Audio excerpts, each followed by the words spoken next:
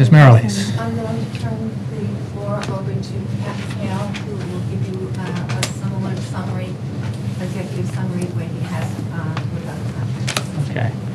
And if I just might, before Mr. McHale starts, I just want to comment that this is another bargaining union agreement that I think shows that the employees are really trying to work with the town, recognize that the difficult economy that they're in, and taking a very reasonable approach in terms of how we do that. I think that that again speaks to the strength of the town, the strength of our employees, and their commitment to making sure Fairfield continues to be a great place to live. But with that, I will turn it over to Mr. McHale. Thanks, Mr. Tetro. Thank you, Board of Selectmen, for inviting me to come speak with you. I am pleased, as Mr. Tetro alluded to, announce that we've reached another settlement with a group of employees. In this case, it's our nursing employees. These are public health nurses in the town, nurses who work in our schools, both public and private. The bargaining unit comprises 33 nurses. They're represented by the American Federation of Teachers. We reached the settlement with them on August 2nd, and we're seeking approval of that settlement of the legislative body of the RTM this month. The nurses themselves, just a few days ago, have ratified the terms of the settlement, and we are hopeful and optimistic that the RTM will consider the settlement favorably as well. Let me just give you an outline, an overview of the settlement terms. They're not dissimilar from what I reported to you all approximately 45 days ago on, which was the settlement we reached with the dispatchers. The agreement is in principle analogous and in most ways identical to the changes to the contract we negotiated with the dispatchers, both for current employee benefits, for post-employment retirement benefits, and for pension benefits. And all those things represent enhancements in terms of the town's view of labor cost containment. So I want to start by thanking the nurses, thanking the American Federation of Teachers for the way they approach negotiations, for the fact that we were able to settle a contract with them cooperatively together, recognizing the financial realities that we're dealing with in Fairfield as well as throughout the state and the nation. And they, as Mr. Tetro has already said, should be applauded for working with the town cooperatively. And we're hoping the other unions that we have remaining in negotiations will follow suit. The contract is a 4-year contract. Remember, all of these agreements we've been dealing with expired back in 2010, June 30, 2010. The nurses haven't had a raise since June 2010. They have, those who are not at the top step of the salary schedule have gotten step increases. There are fewer of them in number moving up on the salary schedule, which is a short schedule, which is why there aren't many that aren't at the maximum step. But they haven't had a raise since 2010. There are no retroactive wage increases under the terms of this settlement. Okay, so effective upon ratification of the settlement by the RTM, nurses will receive a 4% increase. So they had no increase in 2010, no increase in all of 2011. So effective sometime in September, assuming at the end of September the RTM ratifies this settlement, September 2012, they will receive a 4% general wage increase across the board. Then, July 1, 2013, they will receive a 2.25% general wage increase. So over the course of a 4-year term, their total augmentation to base pay will be 4 plus 2.25 or 6.25%, which is the same number that was bargained with the dispatcher's bargaining unit about 2 months ago.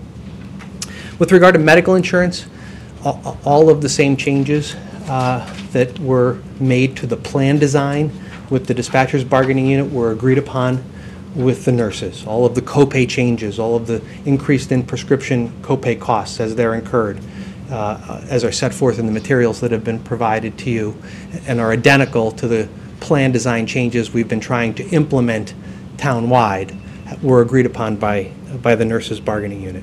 In addition, the nurses bargaining unit agreed that they would change the way they contribute to the cost of benefits. Like the other units in the past, the nurses have paid a flat dollar contribution. Their contribution has been $31 per week, regardless of whether they elected single, two-person, or family coverage. What they agreed to in this settlement would be effective upon settlement. They will increase their contribution from $31 a week to 12% of whatever the premium costs are for the level of benefits they elect. So 12% of single coverage if they elect coverage only for themselves, 2% if they elect coverage for themselves and a spouse, or 12% of family coverage. And you all know from prior conversations like this that in our town of Fairfield, family coverage costs about $30,000 a year. So that's a significant increase that they've agreed to in terms of contributions to medical premiums for those who have two-person coverage or family coverage. It's about a wash for those who have single coverage, since they were paying the same amount regardless in the past. With regard to hiring and assignments, with regard to this bargaining unit in meeting with the department heads, it has become more crucial that we have flexibility to assign and hire nurses based on their qualifications, skills, and abilities, as opposed to a strict seniority analysis. And we've negotiated language into the contract that allows us to hire and retain and assign nurses based on their individual skills and abilities.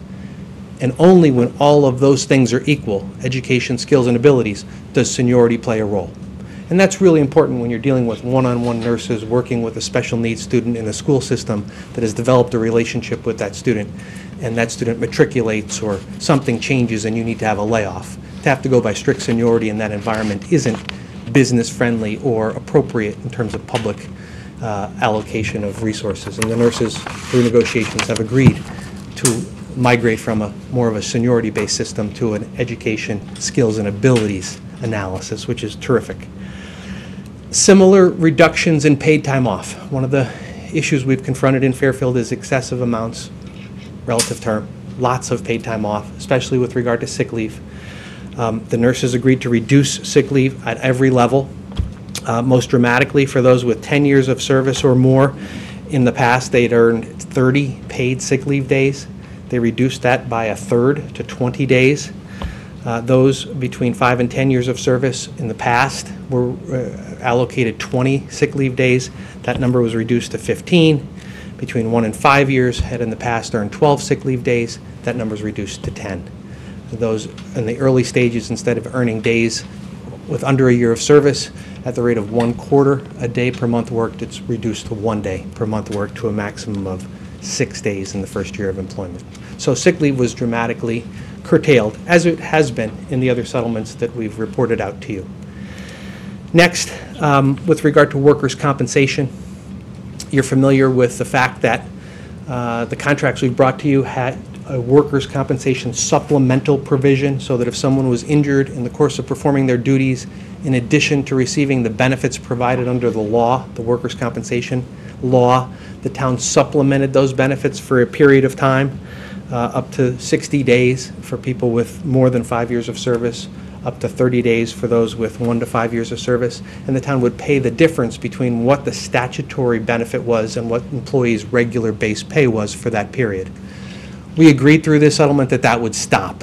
The town's not going to simply provide extra compensation above the statutory allotment for absences due to work-related injuries. However, if employees wish to have supplemental compensation, we will continue to allow that, provided that we debit their sick leave account by the amount of days at issue, but we don't change the maximum number of days for which they could receive supplemental compensation. It's no longer a free extra compensation benefit.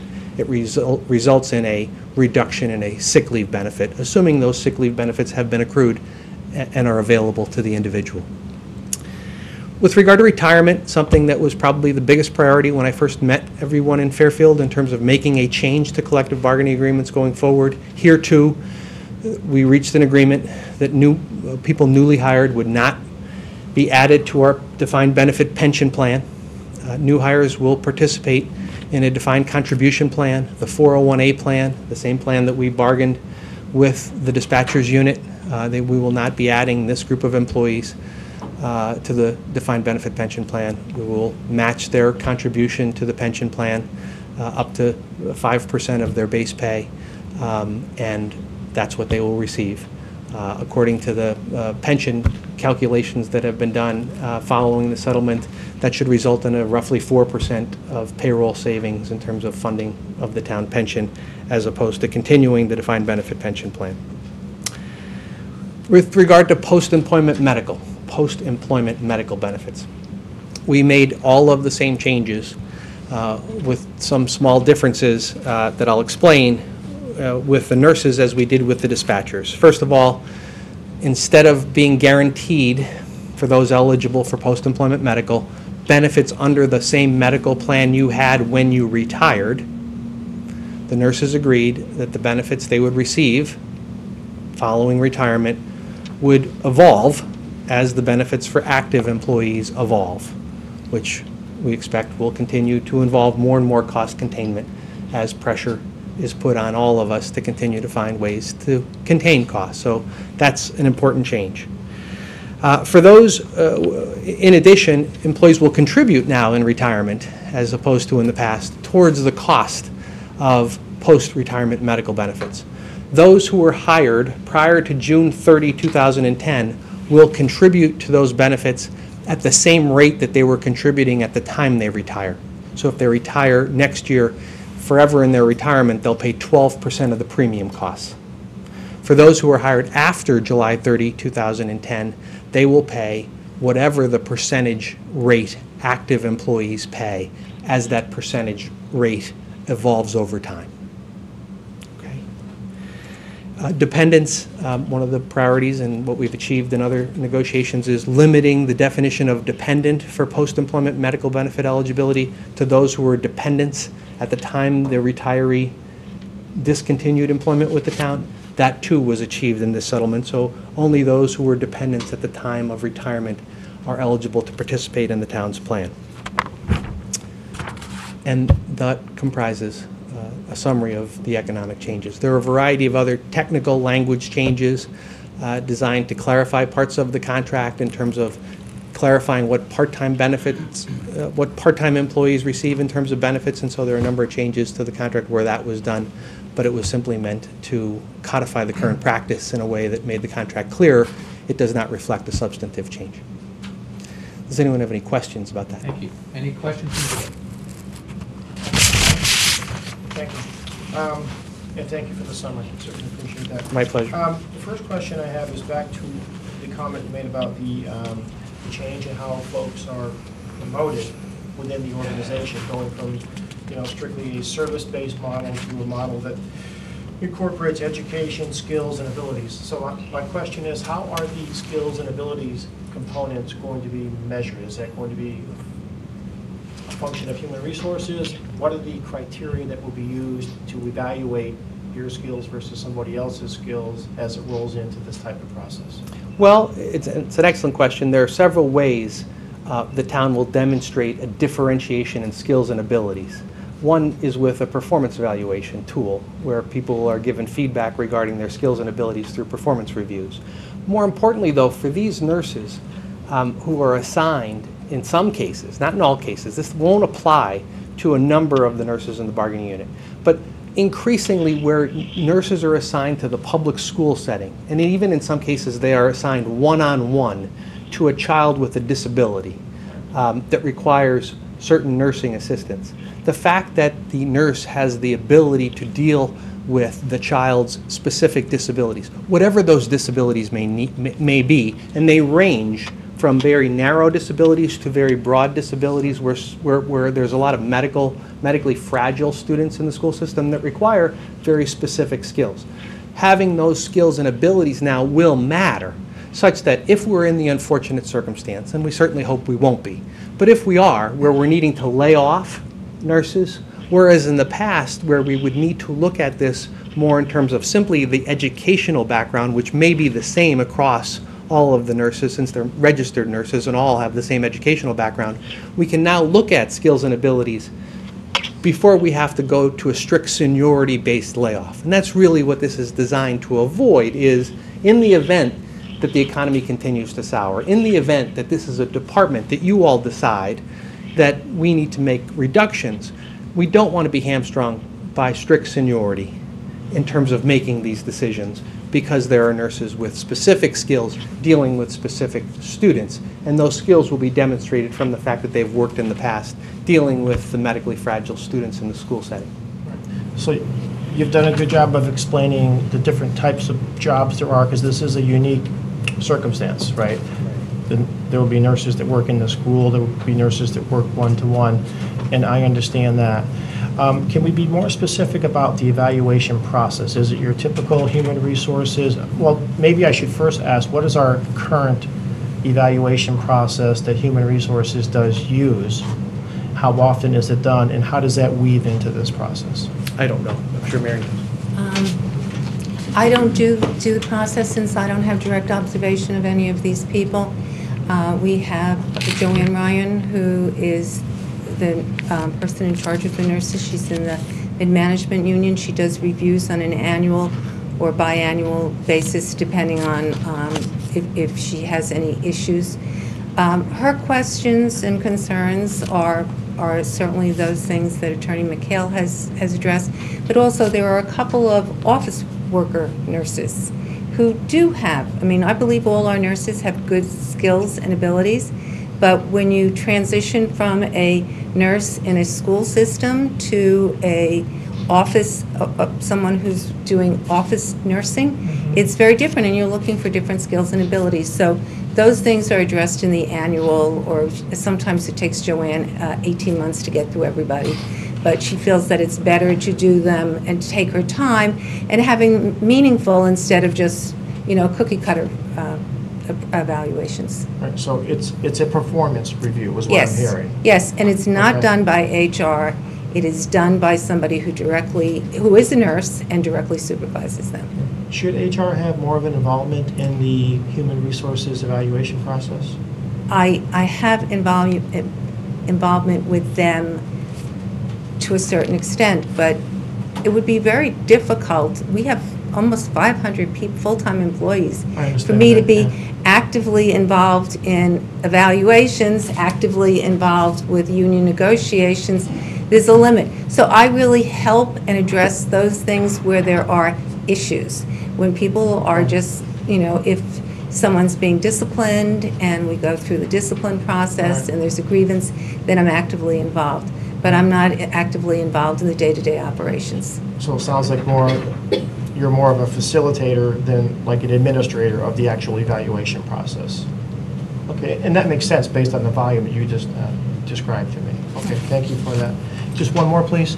I think if I heard it correctly, on the dependents for the post-retirement, could you just walk me through that? Did I understand that to mean that if I'm retired and let's say I'm single and I'm paying X for my medical, if I were to add a spouse or add a dependent, they would not be eligible? Is that what that says? That's exactly what I'm saying. Is that what that means? So Correct. there aren't any circumstances where a retired post-employment eligible person could add a spouse or a family because of a change in life? That's right. Okay. To Thank be you. a dependent, to be covered under our policy, you must have been a dependent at the time of retirement. Okay, thank you. I'm good, thanks. Thank you. Any comments? Questions? No, comments. Comments, thank you for presenting before us, and it sounds like the similarities to the dispatchers are many, and I think that the ability for the flexibility with the work arrangements, I'm sure will be welcome from the management perspective. But I don't have any other questions. Thank you. All right. Attorney McHale, I want to thank you. I also want Thank to point out that this is, Attorney McHale's been before us a few times now, and this is part of our ongoing effort to get a bit more visibility on the contracts, what's taking place. In fact, frankly, to give the RTM a heads up before this hits their agenda. As much as this board doesn't vote on the contracts, the RTM does. This gives them an opportunity to have a heads up and a few more days to consider it. And if they watch this on TV, they get a chance to hear the presentation before it actually comes to them, so they're better prepared through each of that. So thank you very much again, and thank you for your efforts. My pleasure. Appreciate it. Thanks, Mary.